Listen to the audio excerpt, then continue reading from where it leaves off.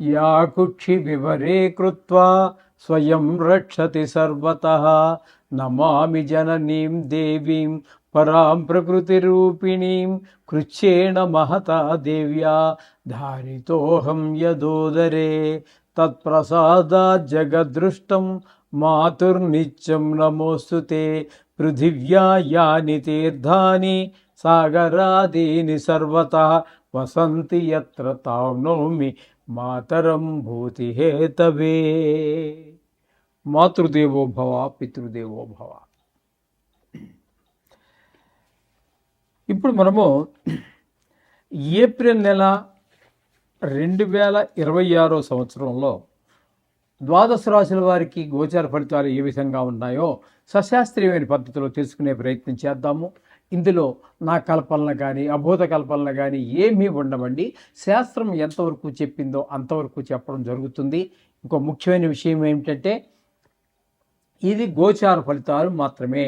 దీని మీద మీ జాతకాన్ని ఎవరి జాతకాన్ని కూడా గోచారం నిర్దేశించజాలదు. కొంతవరకు ఇండికేట్ చేస్తుంది, తెలియజేస్తుంది అంతవరకే.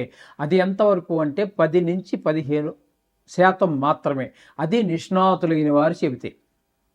మిగతాదంతా కూడా మన వ్యక్తిగత జాతకము. ఎవరి వ్యక్తిగత జాతకం, ఏ డేట్లో పుట్టారు, ఏ టైంలో పుట్టారు, ఏ ఊరిలో పుట్టారు అనేటటువంటి దాని మీద ఆధారపడి ఉంటుంది. అది 100% ఇది ఒక 15 వేసుకోండి. 75, 80, 90 ఇంకా 100కి 100 పాళ్ళు కావాలంటే బ్రహ్మదేవుడు తప్పితే మరి ఎవ్వరూ కూడా దాన్ని కరెక్ట్గా చెప్పలేరు. కాబట్టి దీని గురించి ఊరికే కంగారు పడిపోక్కర్లేదు. 4 గ్రహాలు ఎక్కువగా ఉన్నాయని సంతోషపడవలసిన పని లేదు. అందుచేత ఇంకోటి ఏంటంటే నేను ఇందులో మిమ్మల్ని భయపెట్టేసి ఏదో చేసేయాలి, జపాలు పెట్టేయాలి అని అటువంటి ఏవో ఆలోచనలు కానీ దుష్టాలోచనలు కానీ లేదు. మిమ్మల్ని సంతోషపెట్టడం కోసం, మిమ్మల్ని ఇంప్రెస్ చేయడం కోసం, మీకేదో ఒక లేడీ వచ్చేస్తుంది, 10 కోట్లు వచ్చేస్తాయి ఈ సంవత్సరంలో, నాది గ్యారంటీ, రాసి పెట్టుకో, ఇలాంటి మాటలు ఎక్కడా శాస్త్రంలో ఏ శాస్త్రకారుడు చెప్పలేదు. నేను చెప్పను. మీరు అది చెప్పేవారు చెప్తారు. వారికి ఎక్కడో ఏదో ఆధారం ఉండొచ్చు అని అనుకుంటాను. అయితే మా దగ్గర అయితే అది లేదు. నాకు తెలిసినంత వరకు లేదు ఎక్కడా కూడా. ఒకవేళ ఉందేమో తెలియదు పూర్తిగా.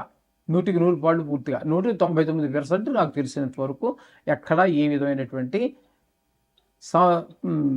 ఈ గ్యారంటీలు, రాసి పెట్టుకోవడాలు ఇవేమీ లేవు. కుంభరాశి వారికి ఏప్రిల్ నెల 2026 నెలలో గోచార ఫలితాలు ఏ విధంగా ఉన్నాయో సశాస్త్రీయమైన పద్ధతులు తెలుసుకునే ప్రయత్నం చేద్దాము.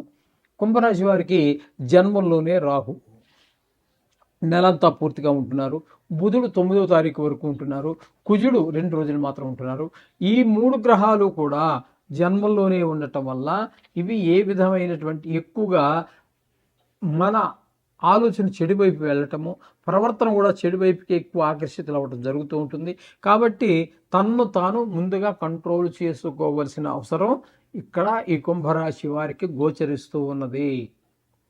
ఇదివరకు ఎప్పుడో కొద్దిగా విద్యాభ్యాస సమయంలో స్టూడెంట్గా ఉన్నప్పుడు లేదా అవివాహితులుగా ఉన్నప్పుడు ఏవో పార్టీలని అవన్నీ ఇవన్నీ ఇది హ్యాబిట్ కాకపోయినా హ్యాపీగానే మనం కొన్ని చేసి ఉన్నటువంటి వాళ్ళకి ఎక్కువగా అటువైపు డైవర్ట్ అయ్యేటటువంటి మరలేటటువంటి అవకాశం ఉంటుంది. కాబట్టి తనను తానే నిగ్రహించుకోవాల్సి ఉంటుంది. ఇది జాగ్రత్త. ఇక ద్వితీయ స్థానంలో శని భగవాన్ యొక్క సంచారం నెలంతా జరుగుతోంది. దీన్ని ఏలినాటి శని అంటారు. 2వ స్థానం కాబట్టి ధనస్థానం కాబట్టి ధనానికి ఇబ్బంది కలిగిస్తూ ఉంటాడు. రవి 14వ తారీఖు వరకు ఉంటాడు 2వ స్థానంలోనే. అక్కడ మీకేమవుతుంది, రవి 2వ స్థానంలో యోగించజాలడు.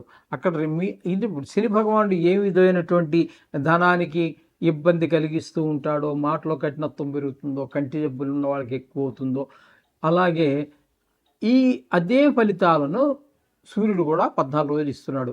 కుజుడు నెలంతా ఉన్నాడు. ఈయన కూడా అదే ఫలితాలు స్థానబలాన్ని బట్టి.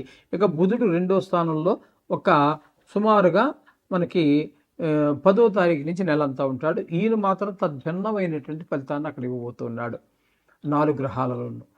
ఈ విధమైంది. అక్కడ రవిని తీసుకున్నట్టయితే రవి 14 వరకు మనకి ఇక్కడ ద్వితీయంలో ఉన్నాడు కదా, తదుపరి తృతీయంలో ప్రవేశించి 15వ తారీఖు నుంచి నెలాఖరు వరకు అక్కడ మాత్రం అనుకూలమైన ఫలితాన్ని సూర్యభగవానుడు ఇస్తూ ఉన్నాడు. ఏ విధమైన ఫలితాలు ఇస్తున్నాడు అంటే అందరూ సహాయ సహకారాలు అందిస్తారు. ఇంట్లో వాళ్ళు, బయట ఉద్యోగ స్థలంలో, మనస వాచ కర్మణ కూడా. ఇక శుక్రగ్రహం యొక్క సంచారం తీసుకున్నట్టయితే 19వ తారీఖు వరకు తృతీయ స్థానంలో మంచి మనకి అందరి యొక్క సహాయ సహకారాలు. రవి ఎలా మనకి ఏ ఫలితాలు ఇస్తూ ఉన్నాడో అవే ఫలితాలు శుక్రభగవానుడు ఇస్తున్నాడు. అక్కడి నుంచి 20వ తారీఖు నుంచి చతుర్థ స్థానంలోకి వెళ్తున్నాడు. దాన్ని సుఖస్థానం అంటారు. కాబట్టి అక్కడ మనకి విద్య, భూమి, అలాగే గృహము, వాహనము, స్వభావము, అలాగే తల్లిగారి యొక్క ఆరోగ్య పరిస్థితులు, వీటన్నిటికీ కూడా చాలా సహకరిస్తాడు శుక్రభగవానుడు. ఇక 5వ స్థానంలో గురువు ఉంది. 5వ స్థానంలో గురువు, ఇది కూడా అద్భుతం, పిల్లల మీద మంచి ప్రభావం చూపిస్తాడు. అలాగే గోచార రీత్యా అవివాహితులకి వివాహం అవడానికి దీన్ని కూడా వివాహ సమయంగా చెప్పడం జరిగింది. వివాహం కుదరటం కానీ, వివాహం జరిగిపోవటం కానీ జరిగే అవకాశం ఉంటుంది. వివాహం అయిపోయి ఉన్నట్టయితే వాళ్ళ అన్యోన్యత, భార్యాభర్తల మధ్యన అన్యోన్యత పెరిగే అవకాశం ఉంటుంది. ఇక 7వ స్థానంలో కేతు ఉన్నాడు కదండి. ఈయన భార్యాభర్తల మధ్యన, జాయింట్ వ్యాపారస్తుల మధ్యన ఏదో ఒక రకమైనటువంటి కలతలు, అలజడి లేపుతూ ఉంటాడు. తద్వారా కొంచెం చికాకులు వ్యవహారం అంతా మనకి కలిగిస్తూ ఉంటాడు. ఈ విధమైన ఫలితాలన్నీ వీళ్ళకి కనబడుతున్నాయి. మొత్తంగా మనం చెప్పుకోవాలి అన్నట్టయితే కుంభరాశి వారికి ద్వితీయ స్థానంలో ఉన్నటువంటి కొద్ది రోజులు, 20 రోజుల పాటు సుమారుగా అనుకుందాం, బుధుడు అనుకూలంగా ఉన్నాడు. రవి ఒక 15 రోజుల పాటు అనుకూలంగా ఉన్నాడు. శుక్రుడు పూర్తి అనుకూలంగా ఉన్నాడు. గురువు అనుకూలంగా ఉన్నాడు. గురుడు శుక్రుడు పూర్తి అనుకూలత మనకి ఇక్కడ గోచరిస్తూ ఉన్నది. కాబట్టి వీళ్ళు పర్వాలేదు అన్నట్టుగా మనం చెప్పుకోవచ్చు. ఏదేమైనప్పటికీ కూడా మనం నవగ్రహాలు చేసినట్టయితే అనుకూలంగా ఉన్నాం, మరింత అనుకూలంగా, ప్రతికూలంగా ఉన్నవి కూడా కొంత మనకి ఆ సాంద్రత, తీవ్రత తగ్గి మనకు అనుకూలంగా మారే అవకాశం ఉంటుంది. కాబట్టి ప్రతి నిత్యము కూడా ఆ నవగ్రహ మంత్రాలు లేదా కన్సల్ట్ ఏదైనా పర్వాలేదు, దానికి సంబంధించినటువంటివి ఏవి చదువుకున్నప్పటికీ కూడా మీకు సర్వశుభాలు అవుతాయి. శుభం భూయాత్.